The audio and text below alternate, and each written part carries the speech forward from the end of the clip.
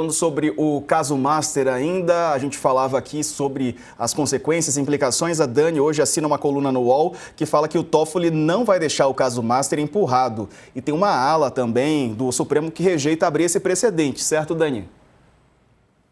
Muito rapidamente aqui, desde a volta, assim, tá tendo um problema muito forte o ministro Luiz Edson Fachin com a forma como vem sendo comunicada a sua agenda ou a sua carta de intenções, né?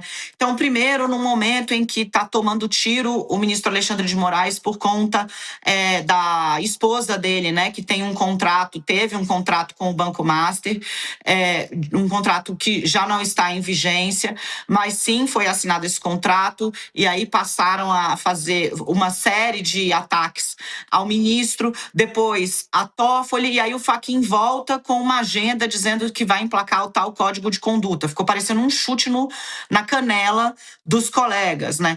No momento em que Flávio Dino está sendo muito atacado, inclusive com pedido de impeachment por conta das investigações das emendas. No momento em que Cristiano Zanin é relator da maior e mais peluda investigação no judiciário hoje, não é o Master, é o caso que investiga a venda de sentença, que tem direito até a assassino de aluguel e morto no meio da praça, sabe? Pois é, aonde? No Superior Tribunal de Justiça. Assassinaram um advogado que, na verdade, era um grande negociador de sentenças. A polícia do estado dele, do Mato Grosso, pegou o telefone do cara e falou: deu rolo, subiu para o TRF do Centro-Oeste, subiu depois para o STJ e agora chegou no Supremo, porque há suspeitas de que gabinetes, plural, do STJ, Superior Tribunal de Justiça, que está abaixo do Supremo Tribunal Federal, estavam vendendo sentenças. Então, assim, essa é a quadra do Supremo.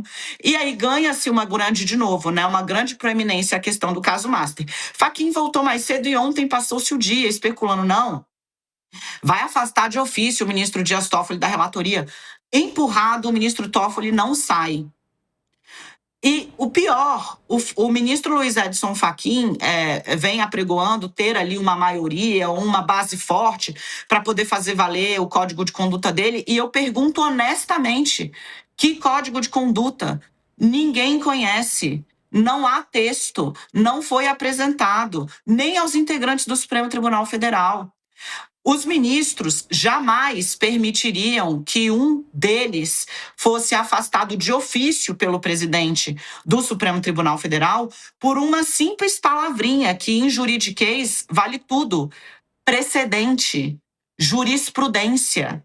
A partir do momento que um presidente de ofício chama para si a responsabilidade de dizer: você não fica com esse caso, ele vai para outra pessoa, todo e qualquer ministro estará sujeito a esse tipo de expediente e pressão. E aí, para o nosso assinante, o nosso telespectador mais atento, eu chamo aqui um momento de distanciamento, porque no meio da barafunda, Diego, o assodamento é um conselheiro muito ruim.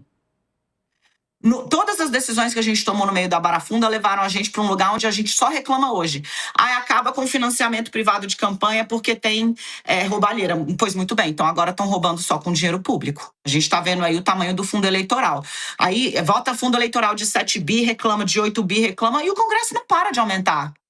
Porque não é dinheiro eles não precisam mais nem buscar o dinheiro. O dinheiro é nosso e está na mão deles. Então, assim, todas as decisões tomadas de afogadilho no Brasil, elas costumam dar ruim. Eu chamo a atenção para um exercício. Coloque na posição de presidente do Supremo um ministro profundamente alinhado com o governo de turno.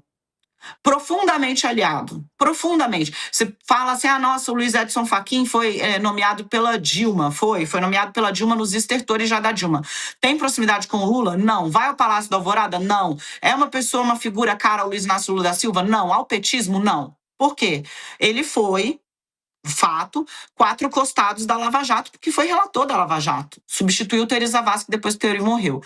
Bom, mas então essa situação não vale para hoje, é só por isso que eu estou exemplificando. Pegue-se um ministro excepcionalmente afeito a um governo, que tenha ali este governo um processo profundamente incômodo nas mãos de um ministro que está na posição ideológica diametralmente oposta. E aí este presidente aqui tem uma prerrogativa de falar: tá te incomodando? Eu troco.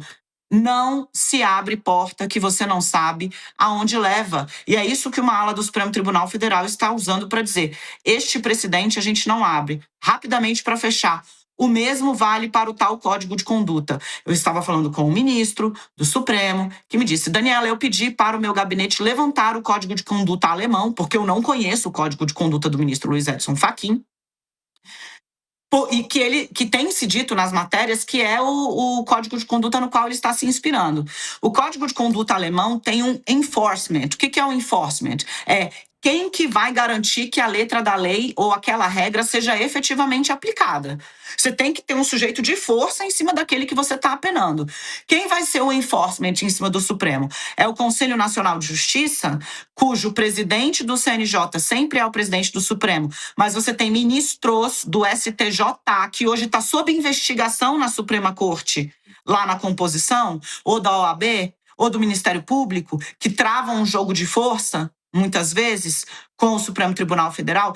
O enforcement vai estar aqui na mão de quem está sendo investigado ou que está subordinado ao Supremo. Vamos passar para o Senado. Tudo bem.